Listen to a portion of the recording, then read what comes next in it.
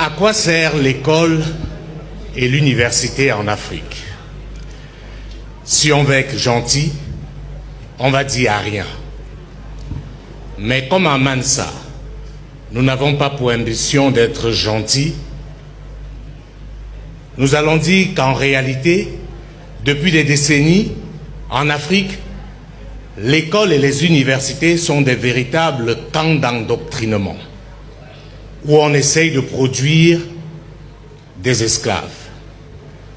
Et oui, mes chers amis, depuis lors, de la maternelle au primaire, en passant par le secondaire et avec pour couronnement l'université, ce qu'on essaye de faire de vous, c'est de véritables nègres de maison.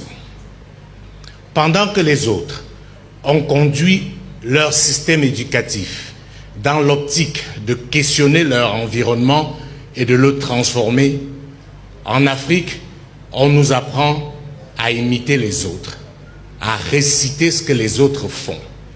Et c'est pour cela que dans la plupart de nos États, dans la plupart de nos universités, on estime que vous êtes brillants quand vous pouvez reproduire à la lettre ce que les autres ont produit.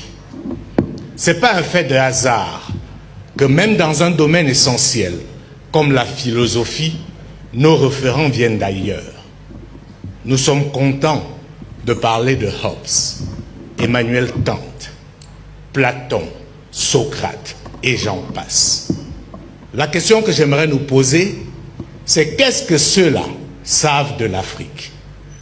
Comment pouvons-nous penser notre modèle de société à l'aune des gens qui ont travaillé pour démontrer que nous ne méritions même pas d'être considérés comme des êtres humains? Il faut soit même être ignorant ou accepter d'être esclave pour continuer à subir ce genre d'humiliation. Madame, Monsieur, vous n'êtes pas plus intelligent parce que vous savez réciter ce que les autres ont écrit. Chers amis étudiants, vous n'êtes pas plus brillants parce que vous pouvez citer les plus grands auteurs du monde. Nous sommes venus ici ce matin pour vous dire que certains de vos enseignants, à défaut de vous mentir, vous travestissent. Ils font de vous ce que vous ne devez plus accepter d'être, à savoir des esclaves. Ce n'est pas un fait du hasard si dans nos habitudes de consommation, dans notre façon de nous vêtir, dans notre façon de penser et même dans notre façon de manger, nous singeons les autres. L'un des autres éléments palpables, c'est la langue. On nous a fait croire qu'on était analphabète ou illettré parce qu'on ne savait parler ni le français ni l'anglais. Eh bien, nous sommes venus vous dire que vous pouvez être un parfait ignorant alors que vous maîtrisez bien ces langues internationales. Par contre, vous pouvez être un savant en malinké, en soussou ou encore en peul.